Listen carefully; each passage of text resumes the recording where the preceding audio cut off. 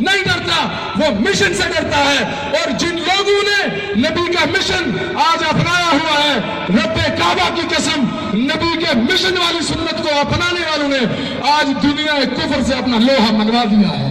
نہیں دیکھے افغانستان میں، نہیں دیکھتے کشمیر میں، فلسطین میں، برما، چچنیا، شام میں، ان اللہ والوں نے دنیا کفر کو بتا دیا ہے اگر ہم نبی کی پیدائش پہ جشن مناتے ہیں تو مشن ابھی تک ہم بھولے نہیں ہیں۔ دنیا کا کافر جشن سے نہیں، مشن سے ڈرتا ہے، ذات سے نہیں، بات سے ڈرتا ہے، علم سے نہیں، عمل سے ڈرتا ہے۔ آج بھی دنیا کفر کو ان مشن والوں نے بتا دیا ہے کہ مقتل سے اپنی یاری ہے، ہر داغ پرانا لگتا ہے، سبھی سے کٹنا عادت ہے، ہر واق پرانا لگتا ہے۔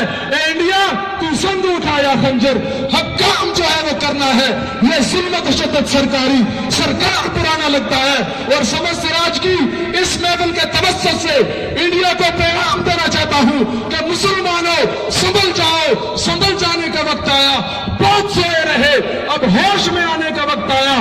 جہاں سے 313 چلے تھے تم مسلمانوں، انہیں ماضی کی راہوں پہ پلٹ جانے کا وقت آیا، اور تمہیں نے کشتیاں جلا ڈالی تھی اندرس کے ساحل پر۔ مسلمانوں اٹھو، باطل سے ٹکرانے کا وقت آیا ہے۔ مطالب بہت پر وقت دعا کچھ کہہ نہیں سکتا، خدایا سلامت رکھ ہم سب کو، سوائے اس کے کچھ کہہ نہیں سکتا۔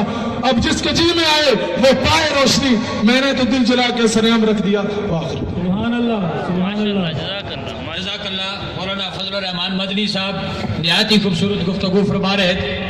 دعا ہے کہ اللہ تعالیٰ ان کی توفیقات میں برکتیں